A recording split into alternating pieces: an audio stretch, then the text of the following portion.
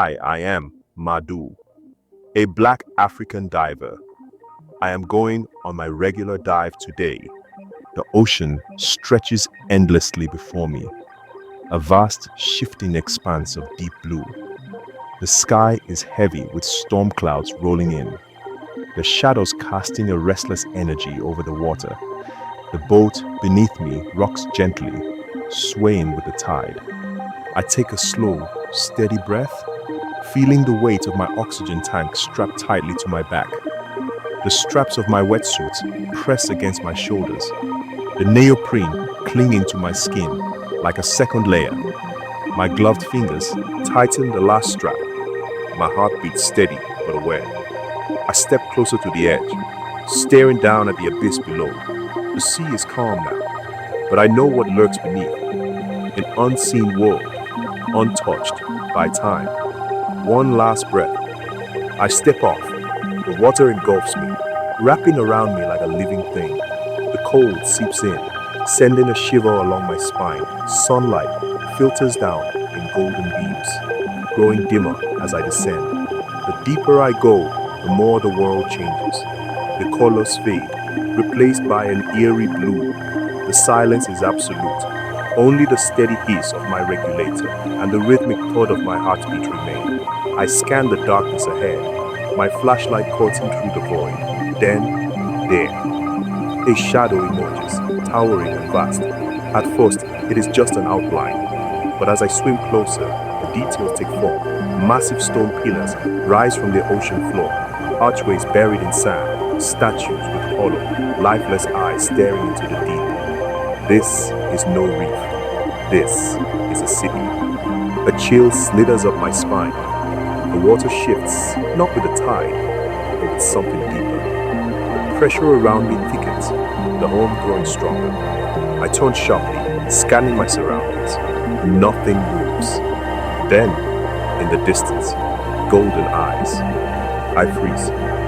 They are not reflections, not tricks of light. They are watching, waiting. I tied my grip on the flashlight, swinging the beam toward them. The room is trembling. Sand swirls upward in ghostly tendrils. Something moves. A shadow surges from the depths. And before I can react, a force clamps around my ankle, yanking me downward. I gasp. A mistake. Water rushes into my mask.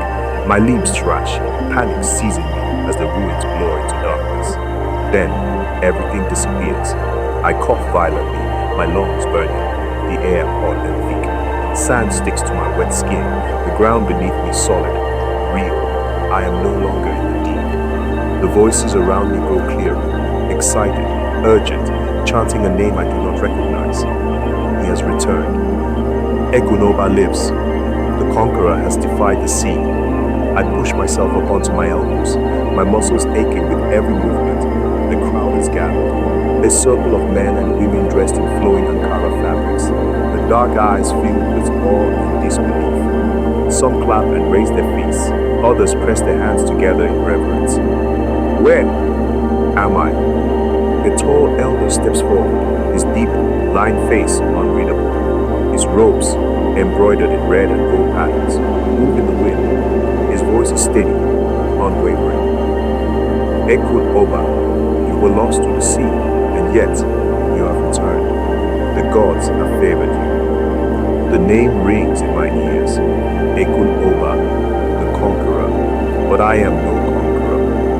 A woman kneels beside me, her rich dark skin glowing in the sunlight. Her braided hair adorned with delicate gold beads. She reaches out, her fingers tracing a jagged scar on my forearm. A scar I do not remember. She whispers. Memories surge like crashing waves. The golden eyes, the ruins trembling. The feeling of something massive pulling me down. The elder watches me closely. You fought the sea demon, and you won. The village comes alive with music and dance, bodies moving in rhythm with the steady pulse of the drums. Fires burn bright, flickering against the thatched roof huts and wooden totems that line the village square. I stand in the center of it all, watching as people celebrate, as if I have brought them victory. But something is wrong. My gaze drifts to the horizon. Ocean stretches before me, calm now, rolling gently beneath the glow of the setting sun. But I feel it. Something is still there.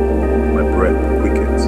There, just beneath the surface, a shimmer, the flicker of golden eyes, a shadow shifting in the deep. I step forward, my feet sinking into the wet sand. The villagers cheer my name behind me, but I do not hear them. The sea is waiting. A whisper drifts through the wind. Madu, I freeze. The voice is not from behind me, not from the elder, nor the woman, nor the drummers.